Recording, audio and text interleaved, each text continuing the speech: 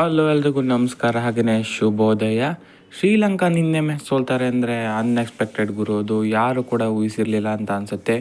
ಅದು ಕೂಡ ರಿಂಕು ಸಿಂಗ್ ಮತ್ತು ಸೂರ್ಯಕುಮಾರ್ ಯಾದವ್ ಅವ್ರಿಗೆ 9 ರನ್ ಹೊಡೆಯೋಕ್ಕೆ ಆಗಲಿಲ್ಲ ಅವ್ರ ಹತ್ರ. ಹೌದು ಗುರು, ರಿಂಕು ಸಿಂಗ್ ಮತ್ತು ಸೂರ್ಯಕುಮಾರ್ ಯಾದವ್ ಲಾಸ್ಟ್ 2 ಅವರ್ಸ್ 9 ರನ್ನನ್ನು ಡಿಪೆಂಡ್ ಮಾಡಿಕೊಂಡು ಸೂಪರ್ ಓವರ್ನತ್ತ ಮ್ಯಾಚನ್ನು ಕರ್ಕೊಂಡು ಹೋಗ್ತಾರೆ. ಮ್ಯಾಚ್ನಲ್ಲಿ ಏನಾಯಿತು ಅಂತ ಸಣ್ಣದಾಗಿ ಈ ವಿಡಿಯೋದಲ್ಲಿ ನೋಡ್ಕೊಂಡು ಬರೋಣ. ಅದಕ್ಕೂ ಮೊದಲು ಚಾನಲ್ಗೆ ಹೊಸಬರಾಗಿದ್ದರೆ ದಯವಿಟ್ಟು ಸಬ್ಸ್ಕ್ರೈಬ್ ಮಾಡಿ, ಸ್ಪೋರ್ಟ್ಸ್ ಅಪ್ಡೇಟನ್ನು ಪಡೆಯಿರಿ. ಬನ್ನಿ ಈ ವಿಡಿಯೋನ ಶುರು ಮಾಡೋಣ. ಟಾಸ್ ಗೆದ್ದ ಶ್ರೀಲಂಕಾ ಬೌಲಿಂಗ್ ಆಯ್ಕೆ ಮಾಡ್ಕೊಳ್ಳುತ್ತೆ. ಅವರು ಬೌಲಿಂಗ್ ತೊಗೊಂಡಿದ್ದು ಕರೆಕ್ಟಾಗಿಯೇ ವರ್ಕ್ ಆಗುತ್ತೆ. ಮಳೆ ಬಿದ್ದಿರೋದ್ರಿಂದ ಬೌಲಿಂಗ್ಗೆ ಅನುಕೂಲ ಆಗುತ್ತೆ ಅಂತ ಆ ಥರ ಮಾಡಿದ್ರು ಅಂತ ಅನಿಸುತ್ತೆ. ಪರ್ಫೆಕ್ಟಾಗಿಯೇ ವರ್ಕ್ ಆಗುತ್ತೆ. ಯಾಕಂದರೆ ಯಶಸ್ವಿ ಜೈಸ್ವಾಲ್ ಸೆಕೆಂಡ್ ಓವರ್ನಲ್ಲಿ ಔಟ್ ಆಗ್ತಾರೆ. ಅವರ ಬಳಿಕ ಮತ್ತೊಮ್ಮೆ ಸಂಜು ಸ್ಯಾಮ್ಸನ್ ಅವರು 0ಗೆ ಔಟ್ ಆಗ್ತಾರೆ. ಬ್ಯಾಕ್ ಟು ಬ್ಯಾಕ್ 0ಗೆ ಔಟ್ ಆಗುತ್ತೆ ಅಂತ ಆಯಿತು ಅವರು. ಸೊ ಅದಾದ ಬಳಿಕ ರಿಂಕು ಸಿಂಗ್ ಅವರನ್ನು ಪ್ರಮೋಟ್ ಮಾಡಲಾಗುತ್ತೆ. ಅದು ಕೂಡ ವರ್ಕ್ ಆಗಲ್ಲ, ಅವರು ಕೂಡ ಔಟ್ ಆಗ್ತಾರೆ. ನಂತರ ಸೂರ್ಯಕುಮಾರ್ ಯಾದವ್ ಕೂಡ 8 ರನ್ ಗಳಿಸಿ ಔಟ್ ಆಗ್ತಾರೆ. ಇದರೊಂದಿಗೆ ಭಾರತ 30 ರನ್ಗೆ 4 ವಿಕೆಟ್ಗಳನ್ನು ಕಳೆದುಕೊಳ್ಳುತ್ತೆ. ಅದಾದ ಬಳಿಕ ಶಿವಮ್ ಡುಬೆ ಅವರು ಬರ್ತಾರೆ. ಅವರು ಕೂಡ 13 ರನ್ ಗಳಿಸಿ ಔಟ್ ಆಗ್ತಾರೆ. ಇದರೊಂದಿಗೆ ಭಾರತ 48 ರನ್ಗಳಿಗೆ 5 ವಿಕೆಟ್ ಕಳೆದುಕೊಂಡು ಸಂಕಷ್ಟದಲ್ಲಿ ಸಿಲುಕಿರುತ್ತೆ. ಹೀಗೆ ಸಂಕಷ್ಟದಲ್ಲಿದ್ದ ತಂಡಕ್ಕೆ ಶುಭ್ಮನ್ ಗಿಲ್ ಮತ್ತು ರಿಯಾನ್ ಪರಾಗ್ ಆಸರೆ ಆಗ್ತಾರೆ. ಒಂದೊಳ್ಳೆ ಪಾರ್ಟ್ನರ್ಶಿಪ್ಪನ್ನು ಕೈಗೊಳ್ತಾರೆ. ಇನ್ನೇನು ಚೆನ್ನಾಗಿ ಬರ್ತಾಯಿದೆ ಅನ್ನೋಷ್ಟರಲ್ಲಿ ಶುಭ್ಮನ್ ಗಿಲ್ ಅವರು ಔಟ್ ಆಗ್ತಾರೆ. 39 ರನ್ಗಳನ್ನು ಗಳಿಸಿ ಒಂದೊಳ್ಳೆ ಆ್ಯಂಕರ್ ರೋಲನ್ನು ಆಡಿದ್ರು ಅಂತಲೇ ಹೇಳ್ಬೋದು.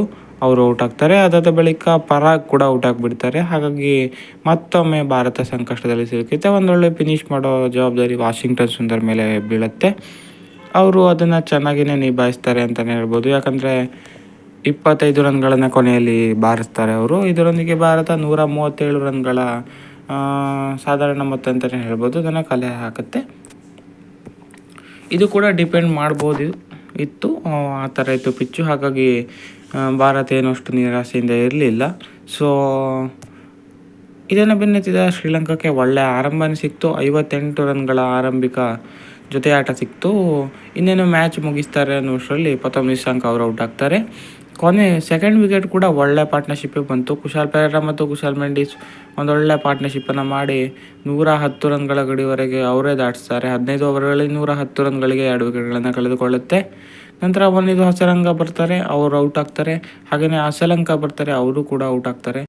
ಹೀಗೆ ಕೊನೆಯಲ್ಲಿ ಯಾರೂ ಕೂಡ ಸರಿಯಾಗಿ ಬ್ಯಾಟಿಂಗ್ನಲ್ಲಿ ನಿಲ್ಲಲಿಲ್ಲ ಹೆಚ್ಚು ಹೊತ್ತು. ಹೀಗೆ ಕೊನೆಯಲ್ಲಿ ಆಗಿದ್ದೇ ಒಂದು ಮ್ಯಾಜಿಕ್. ಯಾಕಂದರೆ 12 ಬಾಲ್ನಲ್ಲಿ ಕೇವಲ 9 ರನ್ ಬೇಕಾಗಿತ್ತು.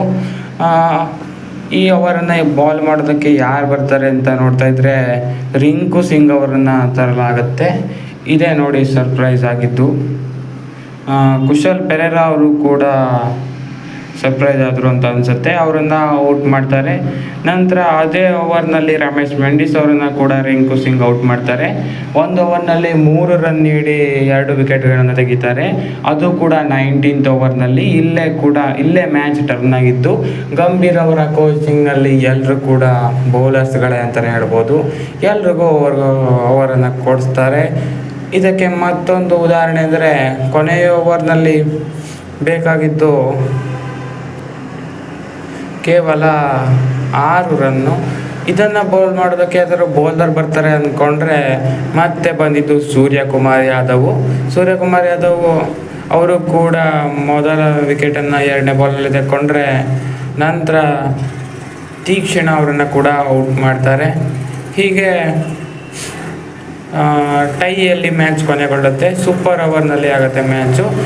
ಶ್ರೀಲಂಕಾ 3 T20ಗಳಲ್ಲೂ ಕಳಪೆ ಪರ್ಫಾರ್ಮೆನ್ಸನ್ನು ಕೊಟ್ಟಿದ್ದಾರೆ. ಎಸ್ಪೆಷಲಿ ಲೋವರ್ ಆರ್ಡರ್ ಅಂತಲೇ ಹೇಳ್ಬೋದು. ಯಾಕಂದರೆ ಫಸ್ಟು 2-3 ವಿಕೆಟು ಚೆನ್ನಾಗಿಯೇ ಪಾರ್ಟ್ನರ್ಶಿಪ್ ಬರ್ತಾ ಇರುತ್ತೆ. ಅದಾದ ಮೇಲೆ ಅವರ ಕೊಲಾಪ್ ಸ್ಟಾರ್ಟ್ ಆಗುತ್ತೆ. ಸೊ ಹೀಗೇ ಆಗ್ತಾಯಿದೆ ಸುಮಾರು 3 ಮ್ಯಾಚಸ್ಸಿಂದ. ಇನ್ನು ಸೂಪರ್ ಓವರ್ನಲ್ಲಿ ವಾಷಿಂಗ್ಟನ್ ಸುಂದರ್ ಬಾಲ್ ಮಾಡೋದಕ್ಕೆ ಬರ್ತಾರೆ. ಮೊದಲ ಡೆಲಿವರಿ ವೈಡ್, 2ನೇ ಡೆಲಿವರಿ 1 ರನ್, ಹಾಗೆಯೇ 2 ವಿಕೆಟ್. ಹೀಗೆ ನಿಮಗೆ ಗೊತ್ತಿರ್ಬೋದು, ಸೂಪರ್ ಓವರ್ನಲ್ಲಿ 2 ವಿಕೆಟ್ ಇರೋದು ಒಂದೇ ಟೀಮ್ಗೆ. ಸೊ 2 ರನ್ಗಳಿಗೆ ಆಲ್ ಔಟ್ ಆಗ್ತಾರೆ ಶ್ರೀಲಂಕಾ. ಇನ್ನು ಬ್ಯಾಟಿಂಗ್ನಲ್ಲಿ ಸೂರ್ಯಕುಮಾರ್ ಯಾದವ್ ಮೊದಲ ಬಾಲ್ನಲ್ಲೇ 4 ರನ್ ಹಾಕಿ ಇಂಡಿಯಾ ಗೆಲುವಿನ ಹಾದಿಯನ್ನು ನಿಲ್ತಾರೆ. ಇದರೊಂದಿಗೆ ಭಾರತ ಕ್ಲೀನ್ ಸ್ವೀಪ್ 3-0 ಅಂತರದಿಂದ ಮ್ಯಾಚನ್ನು ಗೆದ್ದಿದ್ದಾರೆ. ಸರ್ಪ್ರೈಸ್ ಆಗೋದು ಅಂದರೆ ರಿಂಕು ಸಿಂಗ್ ಮತ್ತು ಸೂರ್ಯಕುಮಾರ್ ಯಾದವ್ 19 ಮತ್ತು 20ನೇ ಓವರ್ ಬಂದಿರೋದು. ಇದೇ ಗೌತಮ್ ಗಂಭೀರ್ನವರ ಕೋಚಿಂಗ್ನಲ್ಲಿ ಸಿಗೋದು ನಮಗೆ. ಎಲ್ಲರೂ ಕೂಡ ಬಾಲ್ ಹಾಕೋಕ್ಕೆ ಬರ್ತಾರೆ. ಸೊ ಇದಾಗಿತ್ತು ಈ ವಿಡಿಯೋ. ಹೆಚ್ಚಿನ ವಿಡಿಯೋಗಾಗಿ ಸಬ್ಸ್ಕ್ರೈಬ್ ಮಾಡಿ. ಈ ಮ್ಯಾಚನ್ನು ನೋಡಿದವರು ಕಮೆಂಟ್ ಮಾಡಿ ತಿಳಿಸಿ.